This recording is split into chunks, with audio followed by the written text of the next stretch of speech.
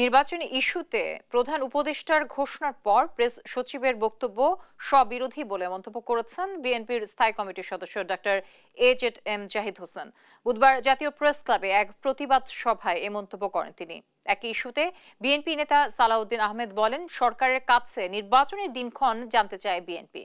হাসান মাহমুদের রিপোর্ট, জানাচ্ছেন নাফিয়া ফারজানা। 16 ডিসেম্বর বিজয় দিবসে ভারতের প্রধানমন্ত্রী নরেন্দ্র মোদীর দেয়া বক্তব্যের প্রতিবাদে বুধবার জাতীয় প্রেস ক্লাবে প্রতিবাদ সমাবেশের আয়োজন করে 12 দলীয় জোট। এ সময় ভারতীয় আগ্রাসন প্রতিরোধে দেশটির পণ্য বর্জন অব্যাহত রাখার আহ্বান জানান বক্তারা। অনুষ্ঠানে বিএনপির স্থায়ী কমিটির সদস্য এজেড-এম জাহিদ বলেন, নরেন্দ্র মোদীর বক্তব্য স্বাধীনতার জন্য হুমকি। এ সময় নির্বাচনের সময় নিয়ে প্রধান উপদেষ্টার বক্তব্যের পর প্রেস সচিবের বক্তব্য স্ববিরোধী বলেও উল্লেখ করেন ডাক্তার জাহিদ। প্রেস সচিব মহোদয়, আপনি তো সরকারি চাকরি করেন, বেতন নেন, আপনি কোত্থেকে এই ক্ষমতা পেলেন যে আপনি আপনার প্রধান উপদেষ্টাকেও ক্রস করে চলে গেলেন? কাজে আমাদের জানতে আগ্রহ হয়।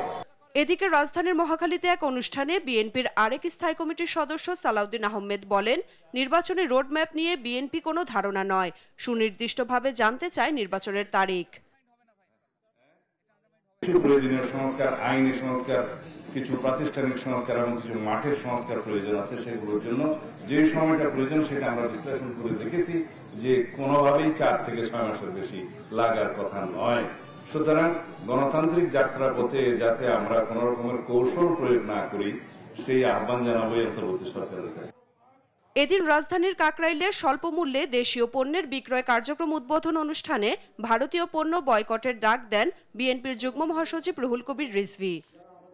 আমরা নিজের পায়ে দাঁড়াতে চাই, স্বনির্ভর আমরা হতে পারলে কেউ আমাদের দিকে চোখ রাঙিয়ে কথা বলতে পারবে না। যারা আমাদেরকে ঘৃণা করে, যারা আমাদের বিরুদ্ধে বিষোদ্গার করে, তাদেরকে বলে রাখি, এই বিষোদ্গার যতদিন করবে আমাদের প্রতিবাদ এবং আমাদের সমস্ত কিছু, আমাদের যে রাজনৈতিক প্রতিরোধ আমরা করে যাব। শেখ হাসিনা পালানোর মনোকষ্টে ভারত পাগলের মতো আচরণ করছে বলেও মন্তব্য করেন রুহুল কবির রিজভী। নাফিয়া ফারজানা, দেশ টিভি, ঢাকা।